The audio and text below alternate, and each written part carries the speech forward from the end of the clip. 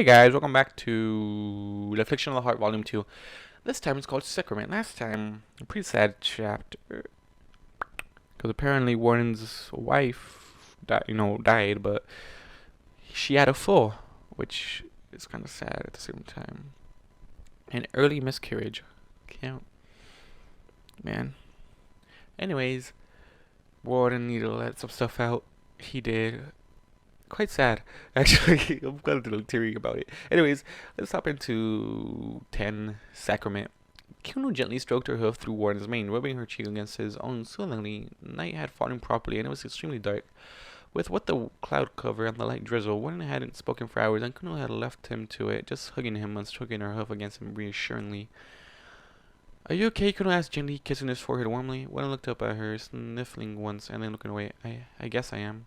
Kuno nosed against him softly.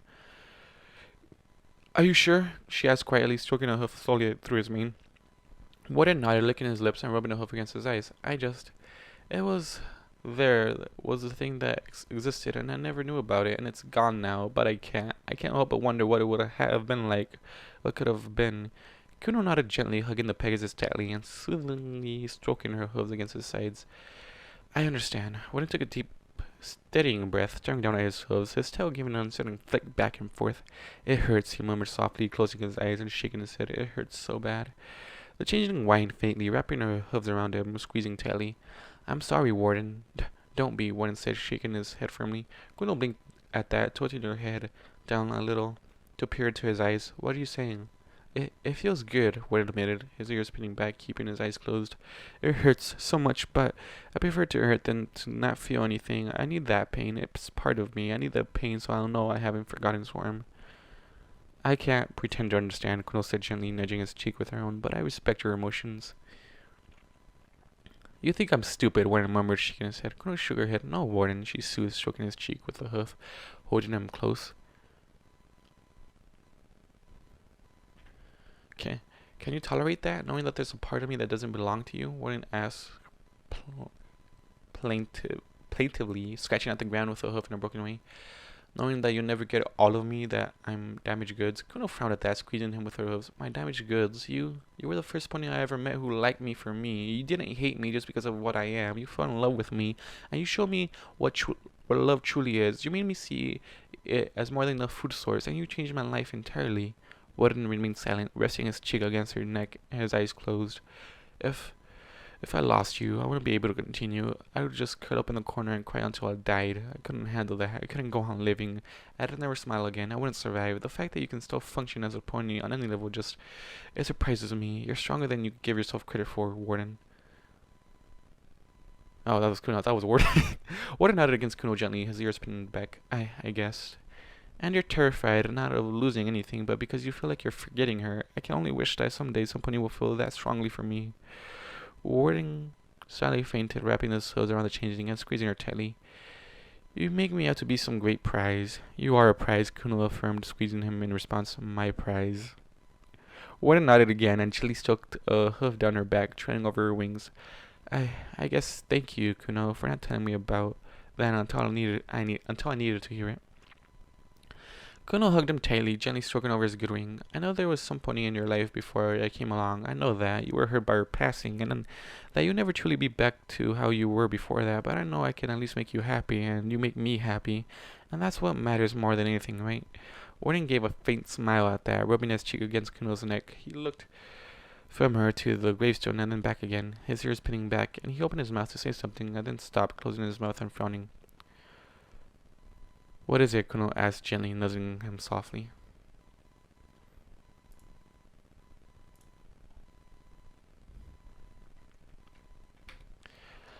What is it, Warden? Why am I saying that?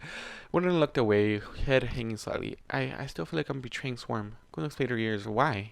Pausing, Warden stared at Kuno, his brows furrowing and his hoof scratching at the ground again. Because even though there's a part of me that is devoted to Swarm, I know that deep down in my heart of hearts, I love you more than I ever loved Swarm. Kuno's cheeks flushed faintly at that, and she couldn't help the smile spreading across her muzzle.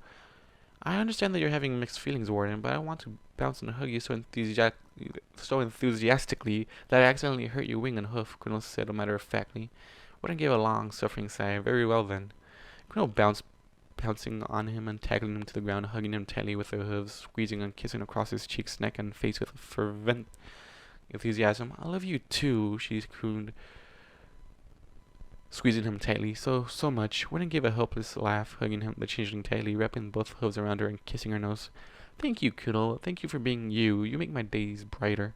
Kuno placed a hoof over his mouth, rolling her eyes. Don't you go on with that sappy stuff, or I'll do that whole teasy, seductive defense mechanism you have no counter to. Rolling his own eyes in response, Warden kissed her nose again. I'm not just saying it, Kuno. I mean it. I don't know where I would be without you. Probably still making a row of her dagger tail, Kuno pointed out with a deep frown and hugging him around tightly. You owe me a marriage, remember that? Warden smiled faintly. How could I ever forget?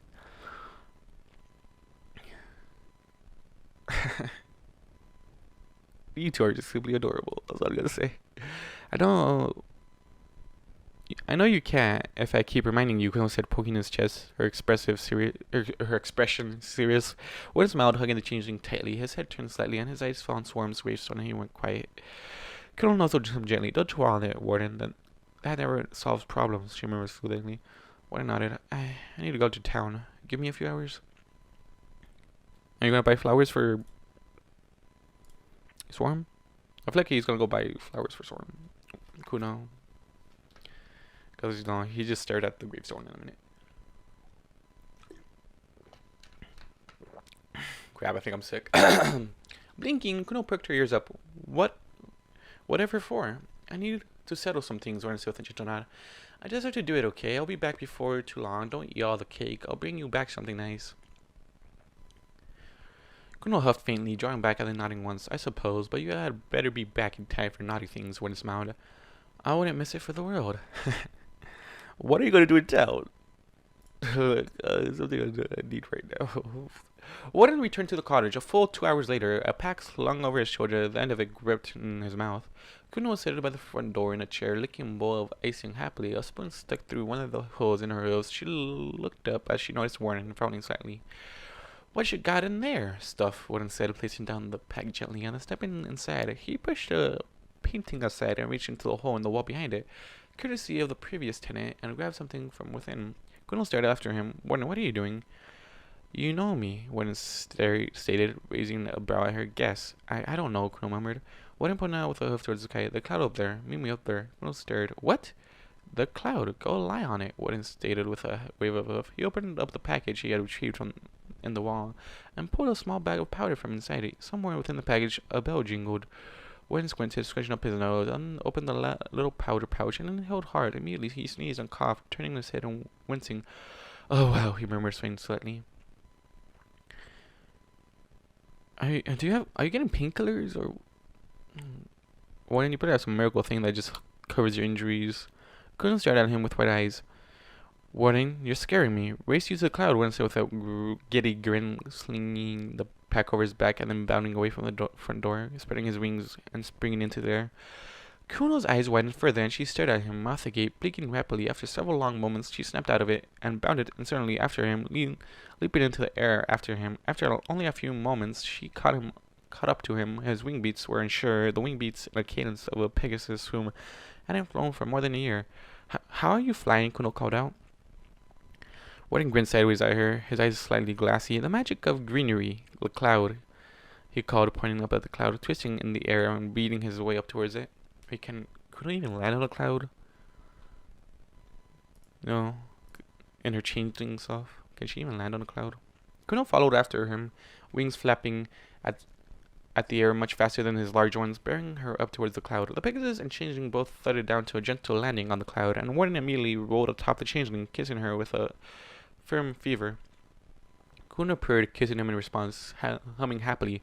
How is this possible? Warden smiled again. Been powdering the wonderweed for months now in preparation, carefully mixed it with some stimulants so it won't knock me out immediately.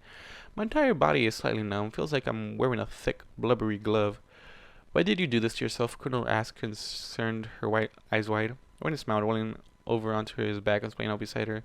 Because I'm going to regret this so much in the morning. Regret what? Kuno asked, completely bewildered. Doing all of this up here instead of on the ground. Warden said with a smile, digging around in his pack. He came up with a chest piece, which he began to strap to his chest, and then a helmet. He then the greaves and the shoes. He held his hooves out. Help me into this. I can't do it myself. Are you wearing your old guard armor? Question mark. Why? What? I feel like he's like doing the whole like marriage honeymoon thing before the actual marriage happens. Also, Warden, what are your friends gonna say? Your family gonna think about this whole relationship? Like, this is the thing I don't understand right now. Warily, Kuno stepped closer, picking up the helmet, frowning down at it. It was a very fancy helmet, white and gold, sleek and handsome. You're not going to jump off here, are you? Kuno asked with a deep frown. Warden laughed, shaking his head and taking the helmet from her, sliding it over his head. Immediately, he looked at least twice as handsome as he did before. In Shining Armor's best dress armor? Warden asked with a cigarette. Definitely not. He'd kill me after he finished scraping me out of it. Wait, this is Shining Armor's best dress armor? What? What? What? Warden, you're scaring me, Kuno murmured. Smiling, Warden dug back into the pack, coming up with 2 final objects, holding them out. Kuno stared at her, eyes slowly widening. The first object was a horn ring, like the gold one around her horn, but this ring was white gold, inlaid with actual proper gold, and a perfectly etched inscription. Property of Warden. I love how the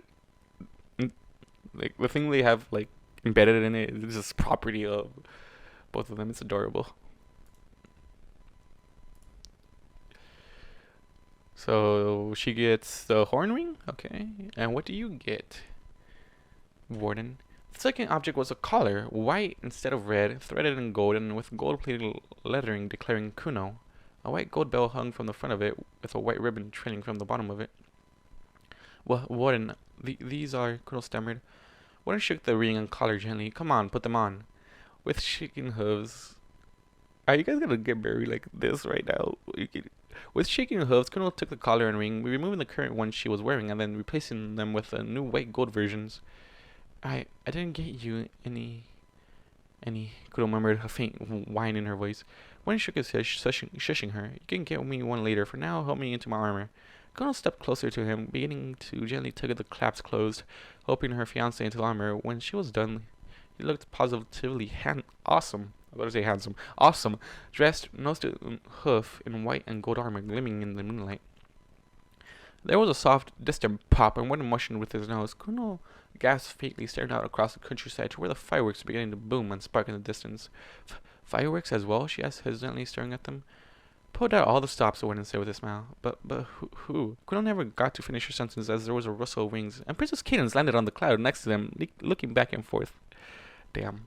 I knew she was gonna come, because Warden's going all out, damn. I just realized that. Just fucking realize that. He's going all out with this. Damn. Warden raised her brow, looking at his future wife with a wild grin. Kuno flushed faintly, her ears pinning back, adjusting her new color with a breathless smile. Both Warden and Kuno stepped on, so you're not inviting everybody? You're not inviting anyone? I thought there was going to be like a nice thing. It's just the two of you, which I understand, because, you know, changeling. But what the heck? It's beautiful. Both Warden and Kuno stepped forward to stand side by side in front of Princess Cadence. Cadence produced a small black book with stars on the cover and opened it to the relevant page, smiling at them both over the top of it. We all know this is part of some sort of plan she had. We are gathered here today, and that's where he cuts it. Really? The last line is, we are gathered here today? Come on, I want to hear the vowels and all this nonsense. Come on. Anyways, guys.